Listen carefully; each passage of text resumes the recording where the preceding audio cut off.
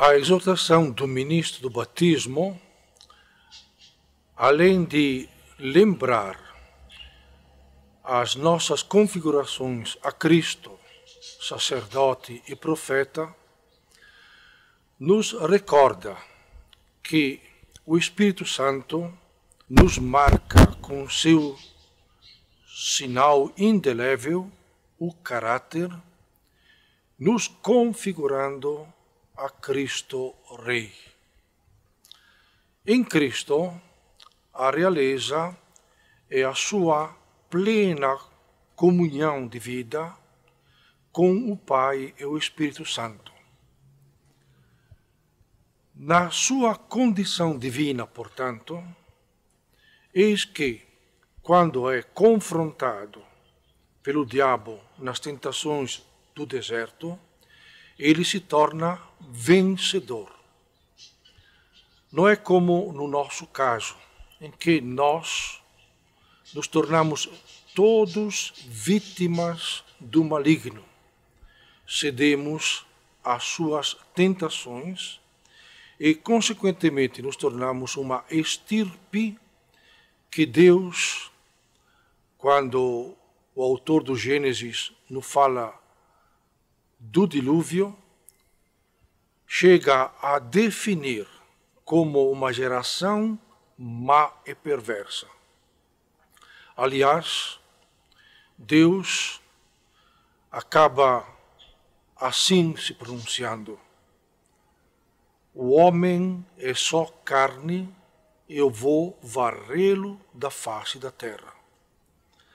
É aquilo que, de fato, o dilúvio teria realizado, não fosse a misericórdia de Deus que prevalece sobre o castigo que por si o homem deveria merecer e age segundo a própria natureza de Deus Pai. Na sua bondade, eis que ele envia, pelo contrário, o seu Filho, que realiza a nossa redenção. Cristo Jesus, portanto, é, segundo agora a humanidade assumida, o primogênito dentre os mortos. Mas, ao mesmo tempo em que a sua redenção se torna para nós uma condição de libertação, para ele se torna uma condição de glorificação. Exatamente como nos lembra o autor da carta aos Hebreus na sua abertura, quando diz que Jesus, resplendor da glória do Pai, imagem do seu ser, tendo realizado a purificação dos pecados, sentou-se à direita da majestade. Nós agora, portanto, somos chamados a participar desta condição divina. E esta condição divina, de fato, nos é comunicada pelo sacramento do batismo, assim como lembra São Paulo na carta aos Romanos, no capítulo 6. Nós somos sepultados na morte com Cristo para ressurgirmos com Ele para uma vida nova.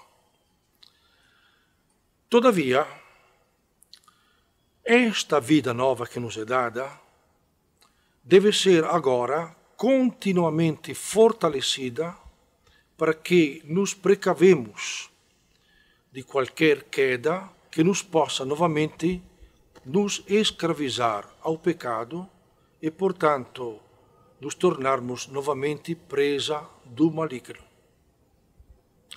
Para isto, eis que São João, na sua primeira carta, nos exorta a continuamente nos purificarmos no sangue de Cristo. Quem explicita esta purificação é São Pedro, que na sua segunda carta, no primeiro capítulo, exatamente nos apresenta as etapas.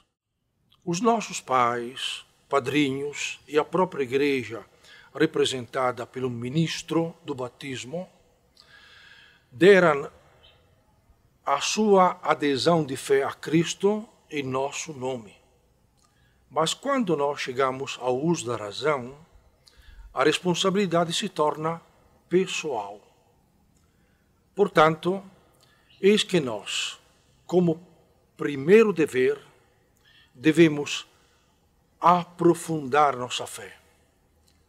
E isto se dá, em primeiro lugar, através de uma mais completa compreensão do desígnio de Deus. Ele que de antemão, isto é, desde sempre, pensou em nos tornar seus filhos adotivos em Jesus Cristo.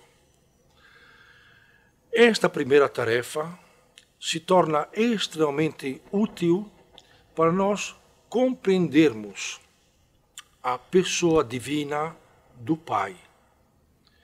Há uma segunda tarefa dentro do trabalho que nós devemos fazer para desenvolver a nossa fé. É aquela de aprofundarmos a compreensão do mistério da redenção, isto é, da pessoa de Cristo que, de condição divina, assume a nossa condição humana, se oferece sobre a cruz para a nossa redenção e que sela todo o plano da nossa redenção com a sua ressurreição, seguida pela sua entronização. O terceiro aspecto do cultivo da fé contempla o nosso aprofundamento, a nossa tomada de consciência daquela que é a ação do Espírito Santo através dos magistérios da Igreja. Esta santificação se opera de uma forma admirável pelo magistério, pelos sacramentos, por tudo aquilo que de graça nós podemos aurir da Sagrada Escritura, inspirada pelo Espírito Santo e por nós explorada pela ação do Espírito Santo através do primeiro dos seus dons, que é o dom do entendimento. Enfim, tem um outro campo que nós devemos desenvolver e que o Concílio II do Vaticano apresentou de forma insistente. Nós temos que ter sempre mais presente as últimas coisas, para que ambicionemos conquistar a herança eterna dos santos, isto é, participarmos do reino que Cristo Jesus conquistou com a sua obra. A segunda tarefa que nós devemos cumprir, segundo o ensinamento de São Pedro na sua segunda carta, é aquela de nós juntarmos a fé à virtude.